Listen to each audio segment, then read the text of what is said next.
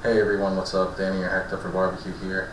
And before I get started on this review, I just wanted to say that I will be continuing on with my now 64 favorite horror films of all time as soon as possible.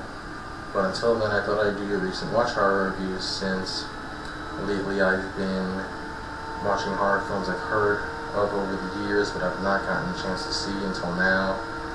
So without further ado, today I'm going to be reviewing Intruder, which I saw the weekend of Halloween.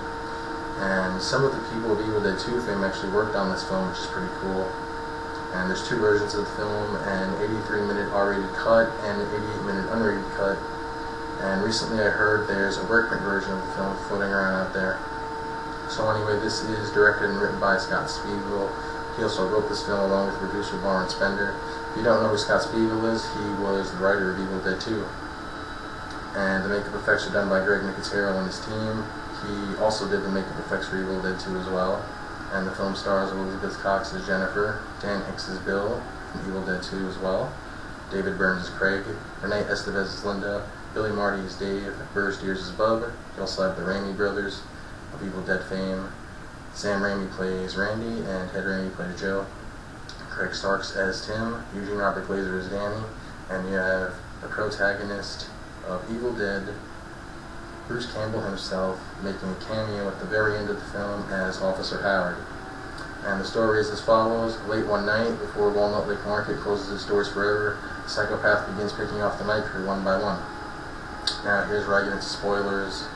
I am going to reveal death scenes, who the killer is, and the ending. So if you don't want anything spoiled, I will leave the link below in the description box to Intruder.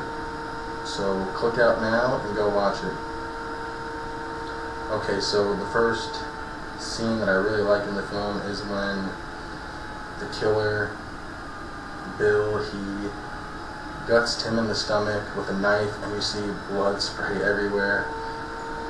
Later on you also see his head all fucked up in a refrigerator when Jennifer finds it. Second, I like the scene where Bub gets his head crushed in a compressing machine. It's very bloody, very gory. Third, I like the scene where Sam Raimi's character Randy is hung on a meat hook under his chin, and I heard actually that this was his brother Ted Raimi's idea because the original death scene was going to be to have him simply gutted. Fourth, I really like the scene where Dave gets hacked on the side of the head with a meat cleaver, and then Bill takes his head and chops it off above the mouth with a bandsaw. Again, very bloody and very gory. Fifth, I really like the scene where Jennifer stabs Bill in the chest, and then her ex-boyfriend Craig repeatedly hacks at him with the meat cleaver.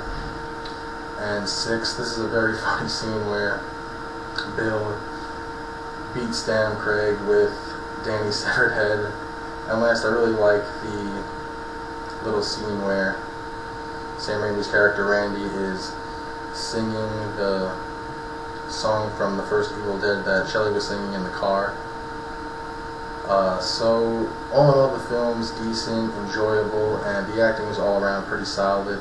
Dan Hicks steals the show. He's especially awesome.